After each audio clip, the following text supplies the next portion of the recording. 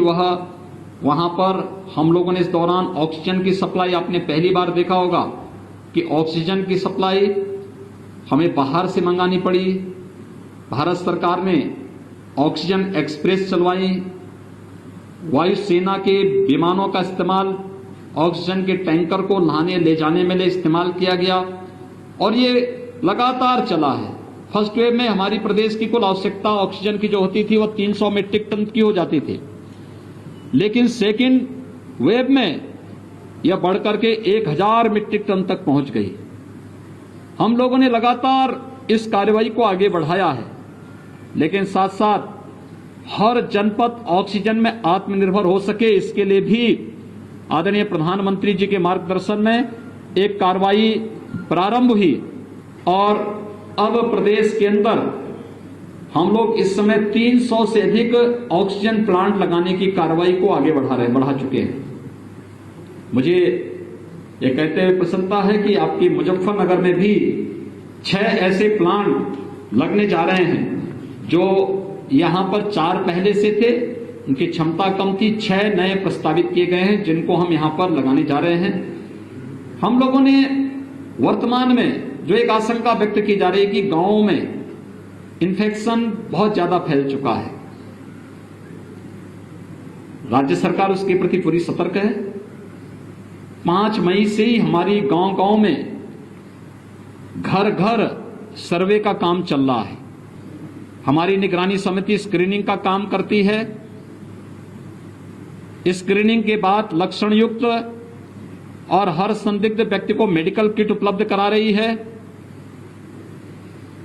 उन लोगों को होम आइसोलेशन में रहना है, क्वारंटीन सेंटर में रहना है या हॉस्पिटल में पहुंचाना है, इसको तय करती है और सूची इंटीग्रेटेड कोविड कंट्रोल सेंटर में उपलब्ध कराती है।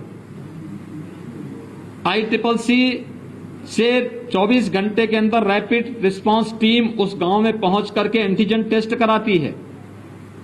एंटीजन टेस्ट के बाद भी अगर कुछ लोगों में संदेह है तो उनका RT-PCR जांच करवाने का कार्य हो रहा है।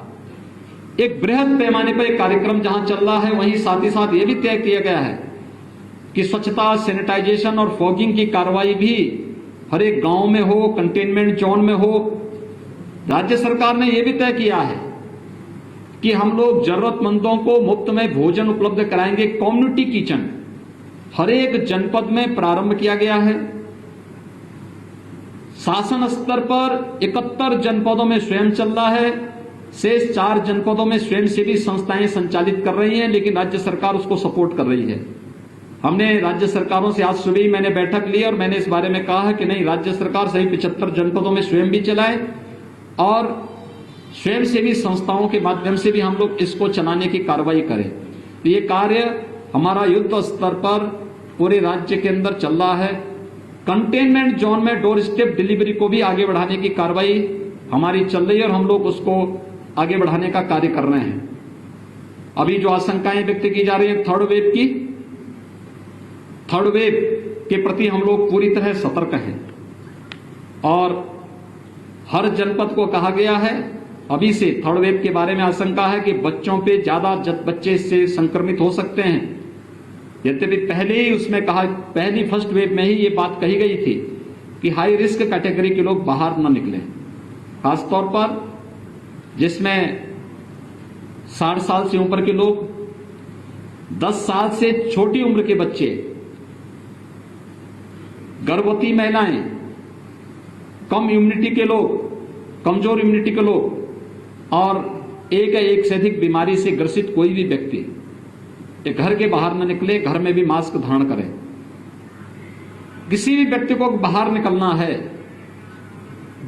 जो शेष अन्य लोग हैं, आवश्यक कार्य से बाहर निकलना हो तो मास्क जरूर पहने और 2 गज की दूरी का जरूर पालन करें। थर्ड वेव के बारे में जो बच्चों के बारे में आशंका व्यक्त की जा रही है, राज्य सरकार ने अभी से अपनी तैयारी कर ली है। हर जनपद में पीको के निर्माण की, पीडियाट्रिक ICU के निर्माण की कार्रवाई, मैन पावर की ट्रेनिंग की कार्रवाई, पीडियाट्रिशियन, गायनेकोलॉजिस्ट, इन सब की ट्रेनिंग की कार्रवाई राज्य के अंदर हम लोगों ने प्रारंभ की है। ब्लैक फंगस की भी एक पोस्ट कोविड पेशेंट में ब्लैक फंगस की एक नई चैलेंज हमारे सामने आई है। कुछ मामले प्रदेश के अंदर आए हैं, उनके उपचार की व्यवस्था की जा रही है। एक एडवाइजरी पूरे प्रदेश के अंदर जारी की गई है कि ब्लैक फंगस के अलावा पोस्ट कोविड कोई भी ऐसी समस्या देखने को मिलती किसी पेशेंट में तो उनके लिए एक अलग वार्ड बना करके उनके मुफ्त में उपचार की व्यवस्था प्रत्येक जनपद में प्रारंभ की जाए, जिससे हर एक व्यक्ति की जान हमारे लिए महत्वपूर्ण है, उसको बचाया जा सके और हर एक व्यक्ति को के जीवन को बचा करके हम लोग उसकी ऊर्जा का उपयोग समाज के लिए और राष्ट्र के लिए कर सकें। आप सबसे मेरी अपील है, राज्य सरकार ने अपने स्तर पर जो कार्रवाई की है, केंद्र सरकार जो कार्रवाई कर रही है, खासतौर पर केंद्र सरकार ने हर एक गरीब को 5 किलो यूनिट यानी पर यूनिट 5 किलो खाद्यान्न उपलब्ध करवाने की कार्रवाई शुरू की है। प्रदेश के अंदर 20 मई से खाद्यान्न वितरण होगा। राज्य सरकार ने जून, जुलाई, अगस्त 3 महीने के लिए हर पात्र गृहस्थी और अंत्योदय कार्ड धारक के साथ साथ हर जरूरतमंद को खाद्यान्न उपलब्ध करवाने, निःशुल्क खाद्यान्न उपलब्ध कराने की कार्रवाई को अपनी मंजूरी दी है। इसके साथ ही जो डेली कमाने वाले लोग हैं, श्रमिक हैं, स्ट्रीट वेंडर हैं, माली है, कुली है, पलेदार है, नाव है, धोबी है, मोची है, इन सभी लोगों को 1000 रुपए का भरण पोषण भत्ता भी प्रदेश सरकार ने अपनी स्वीकृति दी है। ये जून माह में सभी लोगों को मिलना प्रारंभ हो जाएगा। आप सबसे मेरी अपील है कि समाज को जागरूक करने और इस महामारी से मजबूती के साथ लड़ने में, प्रत्येक नागरिक को तैयार करने में, जागरूक करने में आपकी एक बड़ी भूमिका हो सकती है। आपके माध्यम से मैं सबसे अपील करूंगा, हम कोरोना प्रोटोकॉल का पालन प्रत्येक व्यक्ति करे।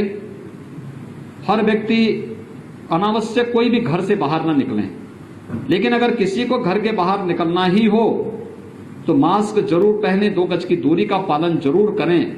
अगर कोरोना के इस प्रोटोकॉल का पालन हर व्यक्ति करता है तो कोरोना के खिलाफ देश की लड़ाई को विजयी बनने में बहुत देर नहीं लगेगी और इस महामारी से, इस सदी की सबसे बड़ी महामारी से हम सफलतापूर्वक विजयी बनने में हमें सफलता प्राप्त होगी। धन्यवाद जी।